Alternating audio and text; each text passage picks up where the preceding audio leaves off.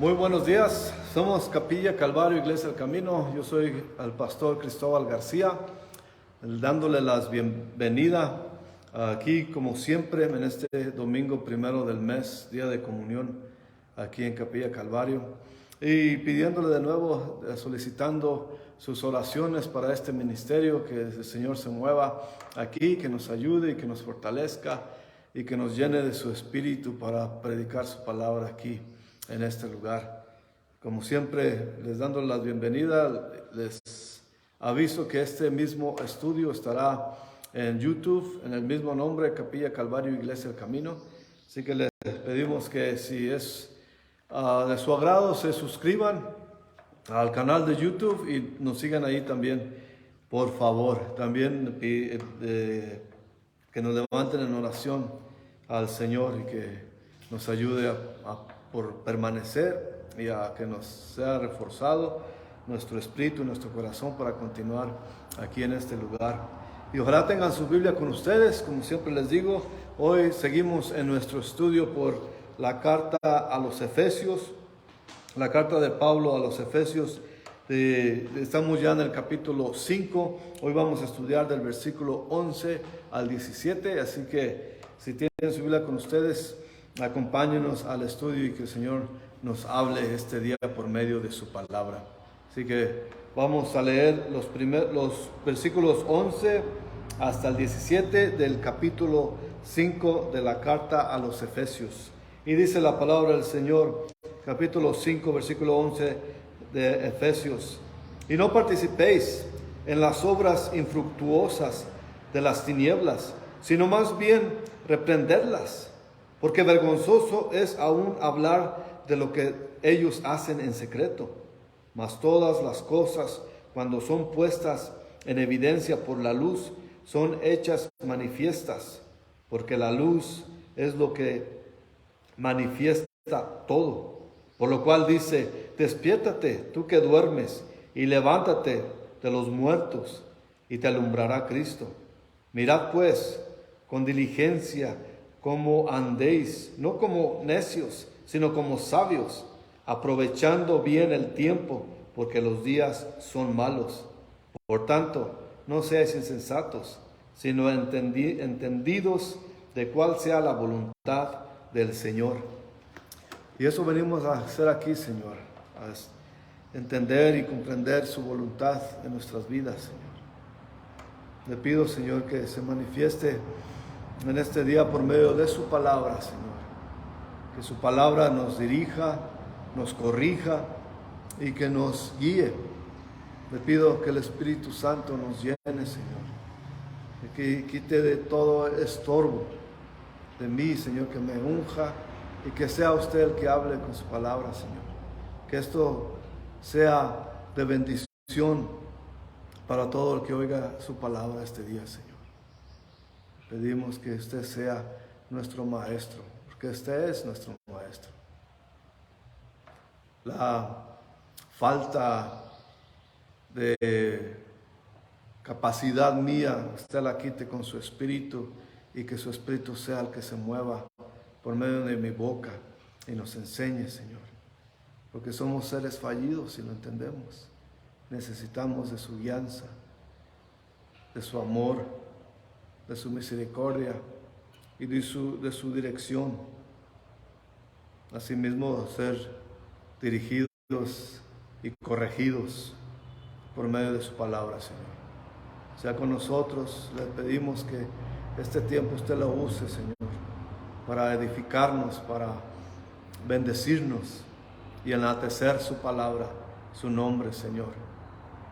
Por usted oramos, en su nombre grandioso, poderoso, nombre que es sobre todo nombre, Jesucristo nuestro Señor y Salvador. Amén. Pues seguimos aquí en el estudio. Ya veníamos estudiando en el capítulo 5 cómo Pablo nos dice a no ser como los que andan perdidos, a no ser como los pecadores. Y aquí continúa diciéndonos en el versículo 11 a no ser partícipes en las obras infructuosas de las tinieblas, sino más bien reprenderlas. Y eso tenemos que hacer. Es de no dejar pasar, de no ser partícipes. Se puede decir, bueno, yo no hago lo que ellos hacen, yo nomás ando con ellos, pero no podemos hacer esas cosas cuando andan los demás en pecados. Tenemos que sacarlas a la luz y reprenderlas. Eso no es agradable para aquellos que están en pecado, para aquellos que se dicen cristianos y pecan. Más bien quieren voltear la cara para otro lado. Pero aquí Pablo nos dice que no seamos partícipes. Y a veces solapando o permitiendo que nuestros hermanos o que se llaman cristianos están en pecado, entonces estamos siendo partícipes de su pecado también. Y esas son obras infructuosas, como dice Pablo, más bien reprenderlas, más bien el verdadero carácter de las cosas es evidenciada por la luz. Siempre la palabra de Dios es una luz para nuestras vidas. Y muchos dicen, bueno, ¿y cómo puedo saber? Y esto se trata acerca de la voluntad de Dios. ¿Cómo puedo saber la voluntad de Dios? Su palabra. La Biblia es algo majestuoso que Dios nos dejó para seguirlo a Él y para vivir una vida agradable a nuestro Señor. Por eso es importante que en las iglesias se estudie la Biblia, versículo por versículo, para saber. Y por eso es que las personas que no son salvas y que quieren mantenerse viviendo en pecado, no se acercan a una iglesia donde se estudia la Biblia, porque tarde o temprano su pecado va a ser traído a la luz, va a ser manifestado a la luz. Pero si van a una iglesia donde el pecado no es ni siquiera nombrado, ni siquiera es traído a la luz, pues ahí se sienten a gusto. Por eso es importante que no tenemos nada que ver con las tinieblas. Somos seres de luz, como hemos venido estudiando empezando este capítulo 5. Somos seres de luz, andamos en la luz. Así que no podemos andar en lo oscuro, ¿no? La luz nos expone siempre. Por eso, como hijos de Dios, no podemos nosotros pecar libremente, porque el Espíritu Santo nos trae a la luz y la luz se manifiesta. Y es como el Señor nos corrige y nos dirige. Nosotros tenemos que exponer las tinieblas, tenemos que exponer lo oscuro del pecado, por lo que realmente es. Nuestro Señor dijo en Juan capítulo 12, versículo 46, yo la luz he venido al mundo para que todo aquel que cree en mí no permanezca en tinieblas. Entonces, si Jesús está en nosotros, ya no estamos en tinieblas, estamos en la luz, somos seres de luz. Y también les dijo a sus discípulos, en Mateo 5, versículo 14, se los leo rápidamente, dice, vosotros sois la luz del mundo, una ciudad asentada sobre un monte no se puede esconder. Así que no podemos nosotros esconder nuestra relación con Jesús. Jamás, si somos verdaderos cristianos, eso emana de nosotros. La luz de Jesús sale de nosotros, no es nuestra luz propia, es la luz de Jesús que emana de sobre nosotros. Jesús está en nuestro corazón, en nosotros mismos, y esa es la luz que resplandece. Por eso mucha gente se siente incómoda cuando estamos los hijos de Dios, los seres de luz entre ellos, porque ellos representan la oscuridad. Y nada, por eso dice la palabra, y Pablo va a decirlo en un momento, nada tiene que ver la oscuridad con la luz. No tenemos nada que ver. Cuando nuestro Señor caminó en la tierra, su perfección y de carácter y de persona y de su conducta, expuso los pecados de sus seguidores, aún de sus discípulos. Los exponía porque el Señor era una perfección andando literalmente. Por eso precisamente esa personalidad, y acuérdense que los religiosos, los líderes religiosos no creían que él era el Mesías, pero su personalidad, su conducta de nuestro Señor, su caminar, su andar, les traía ofensa a ellos porque era una perfección. Por eso lo odiaban y querían destruirlo, porque era un ser perfecto. No podían ellos tener nada en contra de él. ¿Y qué nos llama a hacer Pablo? A imitarlo a él, como vimos en el estudio pasado, imitar a nuestro Señor. ¿Por qué la gente nos va a odiar sin razón? Porque representamos a nuestro Señor Jesús. Y si eso pasa en nosotros, tenemos que sentirnos orgullosos. Como personas, a nosotros nos gusta el rechazo, de los demás. No nos gusta que nos ofendan nadie realmente. Pero si ofendemos por nuestra propia conducta, por nuestro vivir, entonces estamos bien. Pero si nosotros mal representamos a nuestro Señor Jesús viviendo en pecado, entonces somos parte de la sombra, somos parte de la oscuridad y no somos luz, no somos esa ciudad en la cima del cerro. Somos igual que los demás, sombríos, estamos en tinieblas también, pero tenemos que ser luz. Por eso, por eso Jesús dijo, a mí me odiaron, a ustedes lo odiarán también. Y es así, se lleva a cabo esta situación. Porque eso fue la palabra de nuestro Señor, porque a Él lo odiaron simplemente por su carácter, por su manera de ser de nuestro Señor. En Juan 15, capítulo 22, dijo el Señor Jesús, si yo no hubiera venido, no les hubiera, ni les hubiera hablado, no tendrían pecado, pero ahora que tienen excusa por su pecado, ahora no tienen excusa por su pecado. ¿Qué quiere decir esto? Que antes no sabíamos qué era pecado o no, pero ahora la mayoría del mundo entero sabe lo que es pecado. Y entonces eso tiene que ver mucho con nuestra conducta, con nuestra manera de ser. Así como un doctor, cuando la persona está enferma, ¿qué es lo primero que hace ese doctor? Te manda a hacer unos estudios, análisis, quizás radiografías, y los resultados, la luz, ahí destapa lo que está mal en la persona. De igual manera, nosotros vemos la luz del Señor, destapa el pecado, la oscuridad de las personas. De esa manera nosotros podemos ver y expone totalmente, así como las radiografías o los estudios médicos exponen lo que está mal en el cuerpo de la persona, de igual manera en el cuerpo de la iglesia la luz expone la oscuridad de cada persona, expone el pecado, la oscuridad.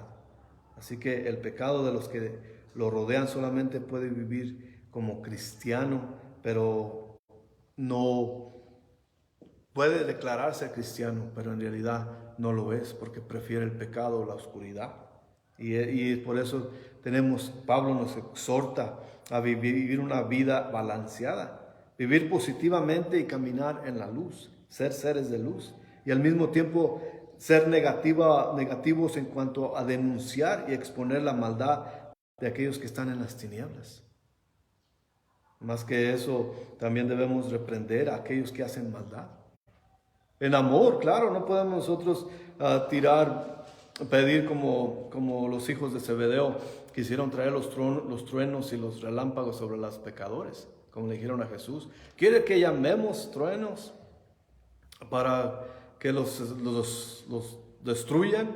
No, pero tenemos que ser en amor y declarar lo que está mal en una situación. No podemos nosotros permitir que anden en tinieblas. Si ya nosotros podemos en amor reprenderlos y exponerlos, podemos decirles lo que está mal. Ya si no lo reciben, eso no es asunto de nosotros, es entre Dios y ellos. Pero nosotros no podemos permitir las tinieblas en ningún lugar, tenemos que exponerlo. Es lo que nos llama a la palabra a hacer. Eso no nos traerá amigos, claro, más bien nos traerá enemigos, porque hay muchos que prefieren vivir así y llevar a cabo su vida según cristiana de esa manera, con oscuridad, en tinieblas. Pero por eso dice Pablo aquí, en el versículo 12, porque vergonzoso es aún hablar de lo que ellos hacen en secreto. Porque nosotros no vamos a decirles ni a nombrarles, pero tenemos que nosotros decirle, hermano, si verdad eres hermano, estás en pecado, arrepiéntete, cambia de manera de ser, deja eso, arrepiéntete del pecado, date una vuelta, rechaza al pecado. Y eso es lo que debemos de hacer, pero a veces no nos escuchan, porque ¿quién eres tú para decirme eso? Es lo que pueden decir a unos que no quieren dejar el pecado. A otros que dicen, sí, está bien, bueno, está bien, te escucho, pero lo escuchen y no dejan de hacer lo que están haciendo. Esto en realidad, como está aquí, es una advertencia de parte de Pablo en cómo lidiar con las infructíferas obras de las tinieblas. Hay una línea muy delgada en cuanto a decir las cosas como son, cuando se trata de exponer lo sucio del pecado. Y eso puede ser peligroso y eso es más o menos, para Pablo yo pienso, y eso es solamente mi pensar, que este versículo aquí está hablando acerca de los líderes. Por ejemplo, un pastor es responsable por decirle al hermano no peques más y deja el pecado detrás. Pero también no puede exponer al pecado de la persona. Eso tenemos que tener cuidado, como decir, bueno, el hermano que está sentado allá peca de esto y está pecando de esta manera. Eso puede ser muy sensacional del pastor, para que se ponga el sensacionalismo en su estudio, en su predicación. Pero eso puede ser nocivo para las personas, puede ofender, pero también puede despertar una clase de apetito inmoral en los demás que están ahí. Porque puede decir, bueno, si este lo hace, yo también lo voy a hacer. Y eso es más bien reprenderlos, pero calladamente, no exponerlos en público. Así que aunque sea muy sensacional para sus sermones, debemos tener cuidado en exponer. Y esto estaba viendo, me gusta cuando estudiamos los profetas mayores, o todos los profetas mayores, siempre hay un llamado al arrepentimiento. Siempre. Los profetas eso hacían, llamar al pueblo de Dios al arrepentimiento. Hoy estaba oyendo un pastor que se llama David Wilkerson, estaba estudiando en Jeremías 18, acerca de cómo el Señor le enseñó el pecado del pueblo a Jeremías. Estaba totalmente pesado, le resultó pesadísimo a Jeremías ver el pecado del pueblo. Y él les llamaba, les decía, arrepiéntete, date vuelta de donde vas, ese camino que vas, date la vuelta y regresa al Señor. Y eso es lo que está haciendo Pablo también, que el trabajo de los pastores es, ven, regresa al camino del Señor, arrepiéntete, date una vuelta de 180 grados y regresa, rechaza. Y eso es decir, odia tu pecado, hermano, déjalo de lado. Ese es sumamente delicado, pero es el trabajo de todo hombre enviado por Dios, y es lo que tenemos que hacer. Hoy en día los que se dicen enviados por Dios o apartados por Dios simplemente quieren endulzar el oído de las personas, y casi no se habla del pecado en la iglesia, pero lo que siempre se usa son los versículos que somos más que vencedores, que todo lo puedo en Cristo que me fortalece, que voy a ser rico porque Dios me quiere bendecir, voy a ser sumamente bendecido. Eso quieren oír. Y ahí es donde la mayoría de la gente va a decirles, a oír esa palabra, y quiere que les digan eso. Cuando dice, el pastor dice, arrepiéntete de tu pecado, hermano, deja el pecado de lado y ven al Señor. Voy a decir, ese pastor es muy aburrido, no ama a la gente. No hay más amor más grande que decirle al pecador que se arrepienta de su pecado, a que dejarlo vivir en esa manera de vivir. Por eso ni podemos nombrar los pecados, pero sí exponerlos. En Romanos 16-19 dice Pablo también, porque vuestra obediencia ha venido a ser notoria a todos. Así que me gozo de vosotros, pero quiero que seáis sabios para el bien e ingenuos para el mal. Porque eso viene con el versículo 12 de Efesios 5, que dice que sí, reconocemos que hay pecado, pero hay que ser ingenuos, como dice aquí en Romanos 16, ingenuos, no que ignorantes. Eso no es la palabra. Es ingenuo decir, está bien el pecado, pero no inmiscuirnos en él, ni siquiera nombrarlo. Hay que ser ingenuos es pecado, alejémonos de él lo más posible. Es lo que se trata aquí. Y regresando aquí a Efesios 5, el versículo 13 dice, mas todas las cosas cuando son puestas en evidencia por la luz, son hechas manifiestas, porque la luz es lo que manifiesta todo. Así que todo, no solamente basta prender la luz para ver lo que se mueve en la oscuridad. En la mayoría de las veces, en la mayoría de las casas, podemos ver que cuando entras, por ejemplo, sobre todo en la cocina, cuando prendes la luz, está el cucarachero ahí que se mueve y corre, se desparama. Y eso no lo vemos si está oscuro. De la misma manera, todas las cosas que están según escondidas, siempre salen a la luz. Todo lo que es de Dios es manifiesto por la luz. Y no puede estar en tinieblas porque la luz lo rodea. Jesús nos rodea y Jesús es luz. Así que aunque queramos voltear a las tinieblas, no podemos porque somos seres de luz. Nuevamente, cuando se trata de querer hacer lo oscuro de la luz, no podemos porque la luz sobreabunda en nosotros. La luz de su palabra, la luz de su presencia, la luz de su Espíritu Santo en nosotros, que nos llama a detenernos cuando queremos buscar las tinieblas, porque eso abunda. El verdadero cristiano siempre está lleno de luz, porque nuestro Señor Jesucristo es luz, y si Él está en nosotros, somos luz. De esa manera no podemos estar en tinieblas y en la luz al mismo tiempo. El versículo 14 continúa Pablo aquí del capítulo 5 de Efesios, por lo cual dice, despiértate tú que duermes, y levántate de los muertos, y te alumbrará Cristo.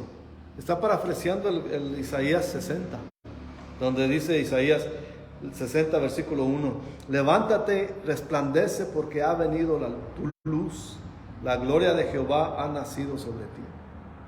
En esa misma imagen, Pablo también dice en capítulo 13 de Romanos, versículo 11 y 3 hasta el 13, dice, y esto conociendo el tiempo que es ya hora de levantarnos del sueño, porque ahora está más cerca de nosotros nuestra salvación que cuando creímos. La noche está avanzada y se acerca el día. Desechemos pues las obras de las tinieblas y vistámonos las armas de la luz.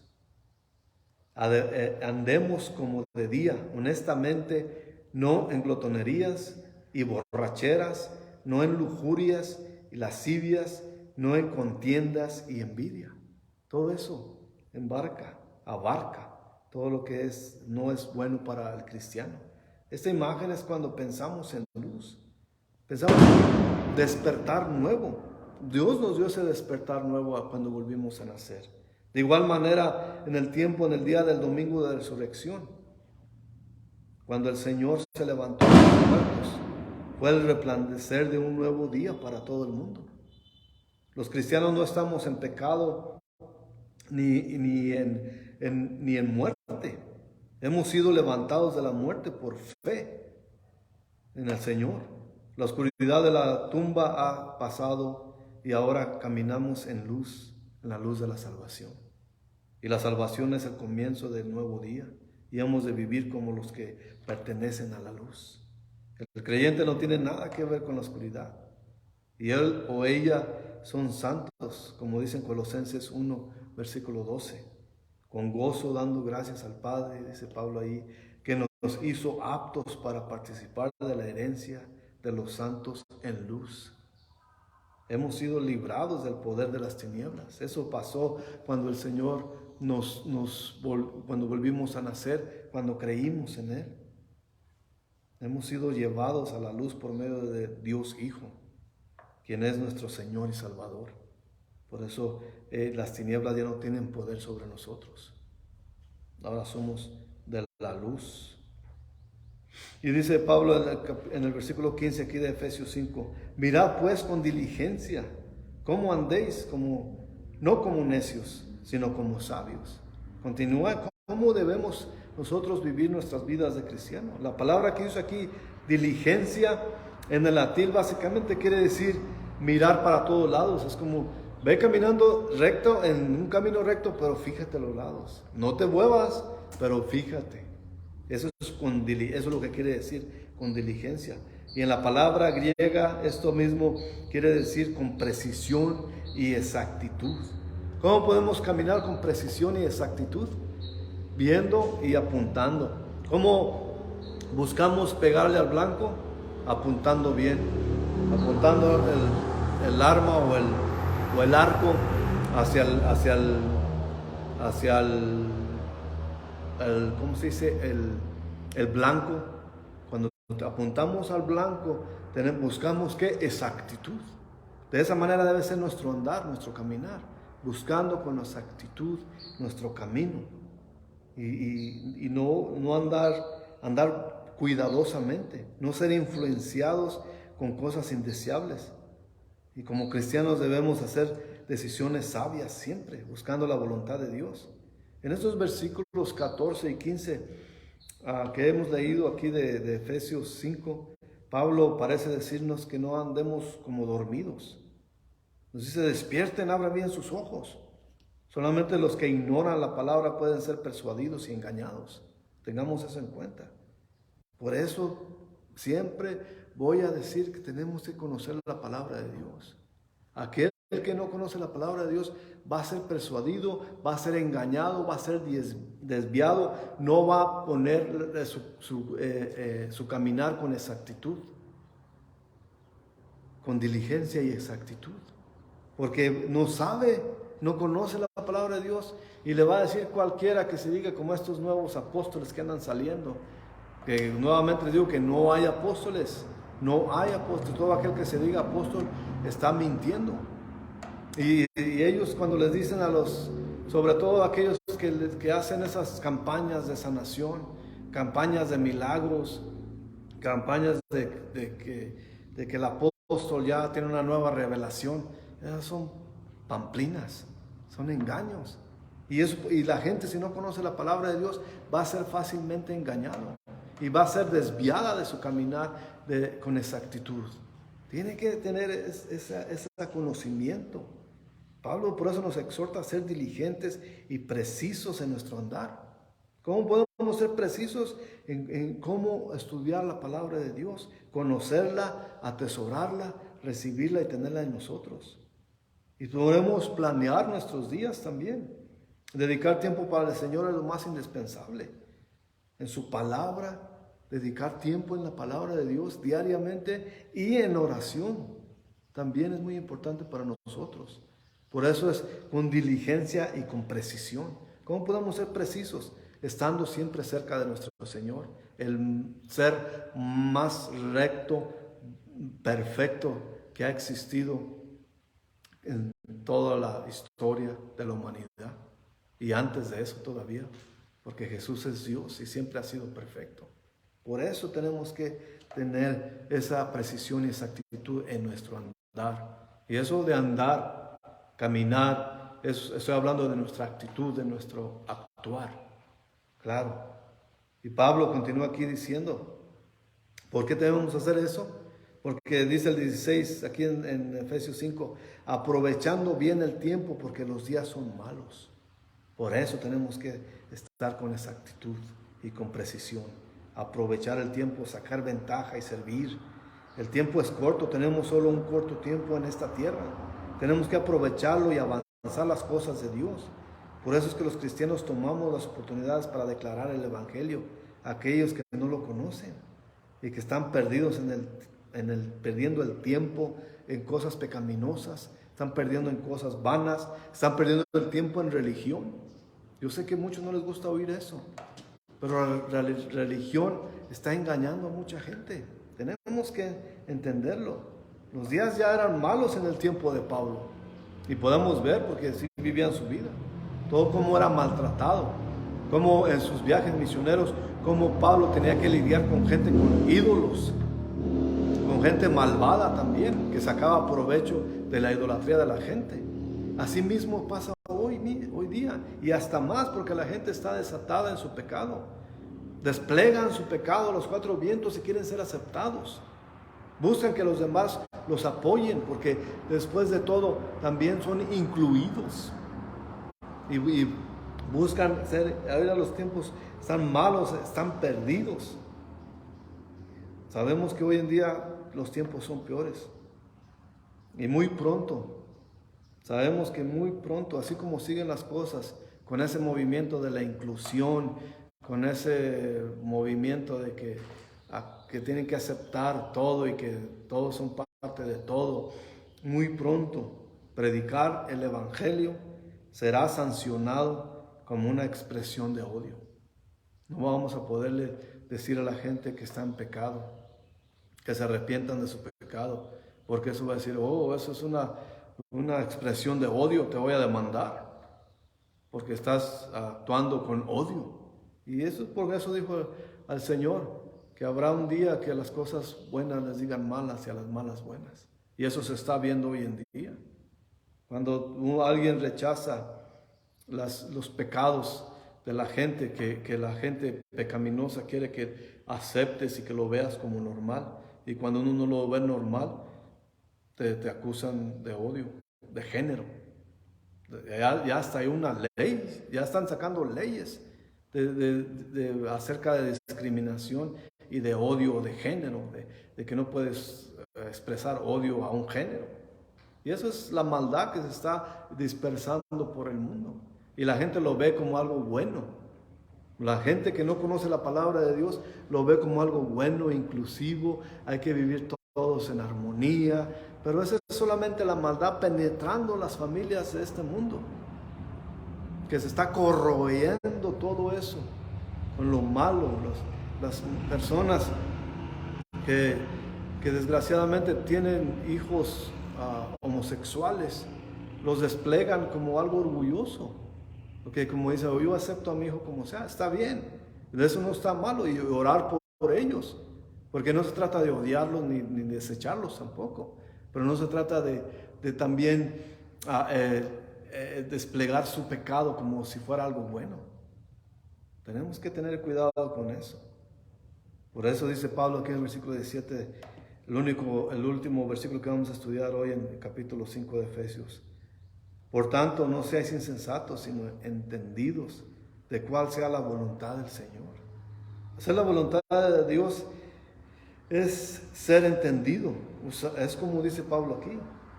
Nuestras mentes y nuestro intelecto. Está hablando acerca de inteligencia, Pablo, de entender. Muchos cristianos que son mal enseñados por los predicadores falsos, se les inculca la idea de que descubrir la voluntad de Dios es una experiencia mística, algo místico, algo extrasensorial, algo acá todo de cosas de predigistadores, de acá de las sombras. Eso no tiene nada que ver con eso. Y eso es una enseñanza equivocada y peligrosa. Todos podemos descubrir la voluntad de Dios cuando Él transforma nuestras mentes y nuestros corazones y estudiamos su palabra. Esa es de la manera que conocemos su voluntad. No es nada místico, nada extrasensorial, nada acá mágico, como lo dicen algunos de ellos, y forzan a sus seguidores a decir, ¿tú no sentiste? ¿Tú no sientes que te habla? ¿Qué te dijo? Y tienen que a fuerzas declarar, no, el Señor me dijo esto y que lo otro. Pero esas son pamplinas de nuevo. La palabra de Dios es cuando nos habla. ¿Quieres saber que te hable el Señor? Estudia su palabra. Básicamente la sola escritura. Eso es de lo que se trata. Y eso es lo que está en nuestras mentes. Somos seres inteligentes y Dios nos dio un cerebro para usarlo con inteligencia y aprendizaje. ¿Por qué necesitamos nuestro cerebro? Para aprender de su palabra. Por eso no hay nada místico de la presencia de Dios en nuestras vidas. Es un ser real, un ser poderoso que tiene su palabra y transforma nuestras mentes y nuestros corazones. En Romanos 12, 1 y 2 dice Pablo, así que hermanos, ruego por la misericordia de Dios que presentéis vuestros cuerpos en sacrificio vivo, santo, agradable a Dios, que es vuestro culto racional. No os conforméis a este siglo, sino transformaos por medio de la renovación de vuestro entendimiento, para que comprobéis cuál sea la buena voluntad de Dios, agradable y perfecta. Usa tu intelecto, hermano, lo que está diciendo. Usa tu cerebro. Esa transformación ha sido el resultado de la palabra de Dios. La palabra de Dios es lo que causó este resultado, esta transformación en nosotros. La palabra de Dios, la oración y la meditación en ella. Y también la alabanza. Cuando alabamos a Dios, el Espíritu Santo se mueve también. Eso quiere decir que aprender su voluntad envuelve el colectar evidencia. ¿Cómo colectamos evidencia? Estudiando su palabra. Y la verdad, examinarla y orar y compararla. Claro, siempre. Y usarla textualmente. En su contexto. Tenemos que estudiarla, no que la hagan como quieran transformarla. Como hay algunos católicos que andan allá, según ellos, asegurando la palabra de Dios, pero siempre la transforma lo como quieren ellos que digan. Cuando la palabra de Dios tiene un sentido, tiene una configuración, tiene un contexto, no hay que sacarla de contexto. Y cuando no nos falta el entendimiento, tenemos que pedírselo a nuestro Señor, porque es un ser vivo que nos puede dar ese entendimiento, como dice Santiago 1, versículo 5. Y si alguno de vosotros tiene falta de sabiduría, pídala a Dios, el cual da a todos abundantemente y sin reproche, y le será dada. Cuando le pedimos, estamos pidiéndole sabiduría para entender su palabra y su voluntad en nuestras vidas. ¿Se acuerdan cuando estudiamos Efesios 2? Básicamente en el versículo 10, cuando dijo Pablo, porque somos hechura suya, creados en Cristo Jesús para buenas obras, las cuales Dios preparó de antemano para que anduviésemos en ellas. Eso alude, Pablo está diciendo que teníamos un plan, que Dios tiene un plan más bien para nosotros. Y si Dios nos salvó, es que tiene ese propósito para nuestra vida. Entonces debemos descubrir ese propósito y guiar nuestra vida en ello. Él revela su plan por medio de su palabra. Tenemos que entender eso. En Colosenses Pablo lo dice, versículo 1. Colosenses capítulo 1, versículo 9 y 10. Por lo cual también nosotros desde el día que lo oímos, no cesamos de orar por vosotros y pedir que seáis llenos del conocimiento de su voluntad en toda sabiduría e inteligencia espiritual, para que andéis como es digno del Señor, agrandándole en todo, llevando fruto a toda buena obra y creciendo en el conocimiento de Dios, creciendo, haciéndonos más inteligentes espiritualmente. Así que su espíritu es en nuestros corazones. En Colosenses 3:15 eso dijo Pablo: la paz de Dios gobierne en vuestros corazones, a la que asimismo fuisteis llamados por un solo cuerpo, y ser agradecidos, obrando por medio de las circunstancias también. Como pues Dios nos hizo inteligentes, nos da la inteligencia espiritual y podemos nosotros caminar buscando su voluntad en nuestras vidas por medio de su palabra y usando nuestra inteligencia. No es un conocimiento vano, sino inteligencia espiritual para conocer la buena voluntad de nuestro Señor. Y por eso dijo Pablo en Romanos 8:28, y sabemos que los que aman a Dios, todas las cosas le ayudan a bien. Esto es a lo que conforme a su propósito son llamados. Eso es obrando. El Señor usa toda circunstancia, aún nuestras caídas, aún nuestras fallas, la usa para bien, para aquellos que lo aman. Los cristianos podemos andar cuidadosamente y con exactitud porque conocemos lo que Dios quiere que hagamos por medio de su palabra. Así que podemos nosotros conducirnos de esa manera, en la voluntad de Dios, con inteligencia, porque no es una relación de oscuridad, es una relación de luz, de conocimiento espiritual. Usar nuestra inteligencia para seguir a Dios y caminar con Él. No somos ignorantes, tenemos que estudiar su palabra para no ser desviados de lo que Dios tiene para nosotros, porque Él tiene un propósito para cada nuestras vidas, para cada uno de nosotros. Tenemos que por eso descubrir si no lo hemos hecho todavía, descubrir qué es el propósito de Dios en nuestras vidas por medio de su palabra y así conducirnos en ese camino con exactitud y precisión, andando por ese camino que Dios nos traza. Y de esa manera podemos vivir una vida agradable a nuestro Señor. Mientras nos preparamos, voy a orar, mientras nos preparamos para la comunión de este día. Vamos a orar. Señor, le damos gracias, Padre, por su palabra de hoy, Señor. Y mi esperanza, mi deseo es, Señor, que usted se mueva en los corazones de los que están oyendo su palabra, este estudio, Señor. De los que oyeron ahorita en vivo, los que van a oír más adelante y los que van a alcanzarnos en YouTube también a escuchar, que sea edificado, Señor, y que reconozcan de cómo caminar la vida con exactitud y precisión, con inteligencia con usted, Señor. Bendiga este tiempo, le damos gracias. Pedimos que provea por nuestras necesidades de nosotros y los que nos ven, que sanen enfermedades, Señor, y que bendiga nuestros hogares, los que estamos conectados por medio del internet, toda la gente que está viendo y que va a ver esto, Señor, que sus hogares sean bendecidos, que sus enfermedades sean sanadas y que sus necesidades sean proveídas, Señor.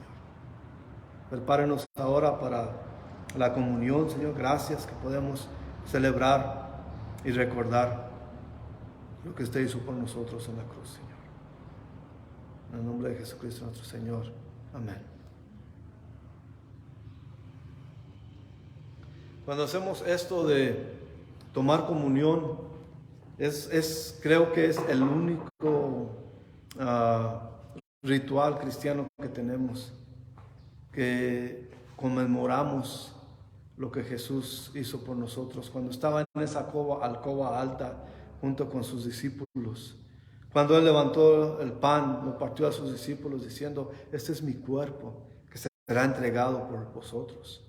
Cuando dijo eso, Él no estaba diciendo que ese pan, ese pedazo era su cuerpo, sino que representaba su cuerpo, que sería latigado, que sería abofetado, escupido, latigado hasta más no poder, que su carne iba a ser destrozada de su espalda, que su cabeza iba a ser atravesada con una corona de espinas. A eso se estaba refiriendo nuestro Señor. Cuando dijo: hagan esto en conmemoración mía, está diciendo que yo morí por sus pecados. Tuve que ir a la cruz para que pueda haber redención de pecados. Y su sangre iba a limpiar nuestros pecados. Cuando Él dijo: este es mi cuerpo, dijo: este es mi cuerpo, los hoyos, las cicatrices, ahí están todavía de lo que Él dijo en ese día, que su cuerpo iba a ser destrozado por nuestros pecados. Nuestro pecado, de cada uno, de todo tiempo, de todas nuestras vidas, iba a ser puesto sobre Él, y que Él iba a recibir el castigo que nuestro pecado se merecía. Que Él decidió subirse a ese madero. Nadie lo puso, Él se subió solo, y Él recibió el castigo por nosotros. Así que tomamos parte dando gracias a nuestro Señor. De la misma manera tomó la copa en esa alcoba alta. A ese tiempo ya se había ido Judas, el traidor, y Él levantó la copa y dijo: esta es mi sangre que será derramada por todos ustedes. Cuando dijo a todos ustedes, se refería a todo el mundo, por usted y por mí, que nuestros pecados iban a ser lavados por su sangre. Esa es la sangre que Él derramó por todos nosotros. Nuestros pecados fueron limpiados, quitados de nosotros. Ya no cuentan más, porque Él pagó el precio con su sangre. El precio que nadie podía pagar, Él lo pagó con su sangre para el perdón de nuestros pecados. Así que dando muchas gracias al Señor, tomamos parte. Le damos gracias, Señor, que podemos celebrar su gran misericordia, Señor. Que usted murió en la cruz por nosotros. Y eso es donde viene nuestro intelecto, Señor. de cómo podemos nosotros adorar a alguien más que no sea usted. Si usted fue el que murió en la cruz por nosotros, usted es el que dio la vida por todos nosotros, y usted fue el que resucitó al tercer día, y la gloria, su gloria, fue derramada por todo este mundo, Señor. Glorifíquenos, límpienos, ayúdenos a vivir, buscar su voluntad en nuestras vidas y vivir con precisión y exactitud, Señor. Gracias por todo lo que hace. Gracias por salvarnos de la muerte eterna, Señor. Le pido por aquellos que no conocen de usted, Señor, en esta región y en todos los lugares donde nos puedan estar viendo, Señor. Que vengan al arrepentimiento, que reconozcan a Jesús como Señor y Salvador. Le pedimos todo esto, dándole gracias en el precioso, poderoso nombre de Jesucristo nuestro Señor. Amén. Que tengan una gran semana sirviendo al Señor. Nos veremos la próxima vez. Gracias por acompañarnos. Le pedimos que le compartan el video si así les parece, y que nos sigan también en YouTube, en Capilla Calvario Iglesia El Camino. Se suscriban y nos sigan, por favor. Hasta la próxima. Dios los bendiga grandemente.